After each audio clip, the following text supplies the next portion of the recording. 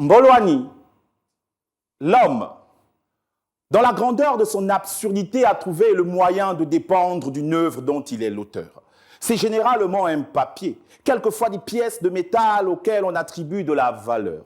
Elles nous servent à faire des échanges. Pour pas qu'un bœuf vale 6 poules, un âne, 8 ananas et 4 oranges, on l'appelle argent. Au lieu de se servir de lui, l'homme très souvent sert l'argent, l'idolâtre comme un dieu, lui voue un culte répugnant. Il fait passer son semblable, sa dignité, la souffrance et la vie d'autrui au second plan, prêt à courir tous les risques pour marcher dans la vallée de l'opulence en tout temps. Et c'est dans cette sombre vallée que marchent en général les hommes d'affaires. Ils réduisent l'homme à la tâche, la besogne, et octroient à l'argent tous les honneurs et privilèges. Ils piétinent l'éthique et la déontologie, font de l'employé une chose à respect hyper réduit. Dans ce bouillon de lucre et de cupidité, de sombres considérations raciales sont parvenues à se glisser. La couleur de la peau et l'origine conditionnent également le traitement. Ai-je besoin d'être maître en art plastique pour que vous me croyiez lorsque je vous dirai que le noir est différent du blanc? Là, vous entrevoyez le chemin sur lequel je désire vous conduire, mais il y a encore des zones d'ombre. Je vais tout éclaircir. Il est question de la sécurité au travail, du traitement des employés qui est très souvent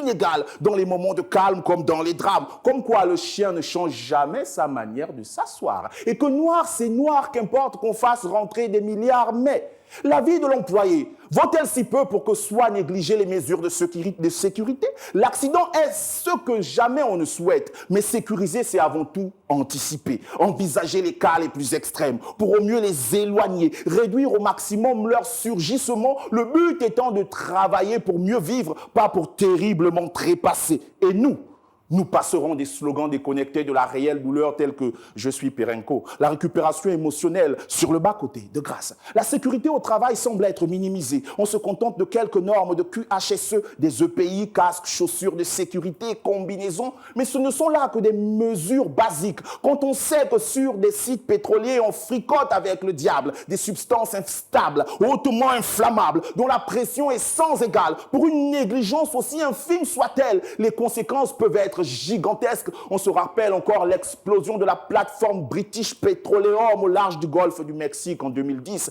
et des dégâts humains et écologiques engendrés. Perenco n'étant pas né de la dernière pluie, comment expliquer pareille bavure ayant emporté des vies sans ignorer le scandale ayant suivi quand on sait que celui qui veut la paix ne laisse pas la négligence draper le lit du conflit? A-t-on le droit d'inhumer sans dignité aucune des individus vous ayant servi? Qu'est-ce qui peut expliquer un tel manque de délicatesse, un pareil sentiment d'impunité, un aussi grand manque de sagesse? Est-ce le bon sens qui aurait cessé d'être chose commune, ou le code du travail qui serait devenu caduc, ou l'homme qui perdrait toute valeur en se vidant de son souffle? Qu'est-ce qui pourrait expliquer toutes ces dérives? Le mal est fait pour l'éternité. Réparation n'est certainement pas le terme approprié, mais des sanctions et dommages conséquents doivent suivre. Il n'est pas question que cela se termine comme à l'époque des cool mangers de la République, là où la vie humaine n'était pas grand-chose tant qu'il y avait pot de vin et qu'on faisait du chiffre. Je me répète, c'est pas nous. Il serait peut-être temps que ça cesse, que le secteur pétrolier, l'humain, le Gabonais et la terre du Gabon, on respecte. Avant, au temps du silence, simplement dénoncer la pollution à haute échelle de Perenco était un crime de lèse-majesté aux yeux de ceux qui pensaient faire la pluie et le beau temps, pour peu qu'un lanceur d'alerte ait découvert le poteau rose.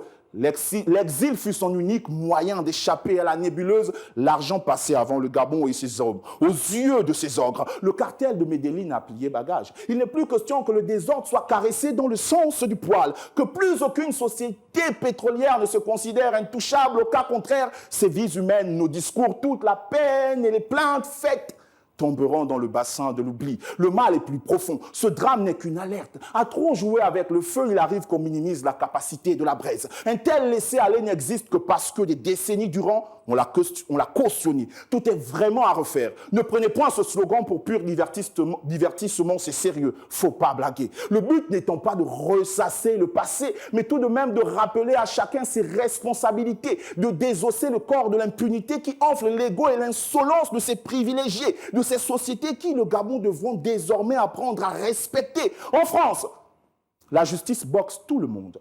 Elle est Mike Tyson. Il n'est pas question qu'ici on continue à faire exception et honte. Si ton père ne te défend pas de l'agresseur ou de celui qui te maltraite, et cela sous les yeux de ta mère, même le Seigneur pour toi n'aura que peine. Respectez les hommes comme l'argent qu'ils vous font amasser. Mes condoléances à toutes les familles endeuillées. On est ensemble et on le demeure.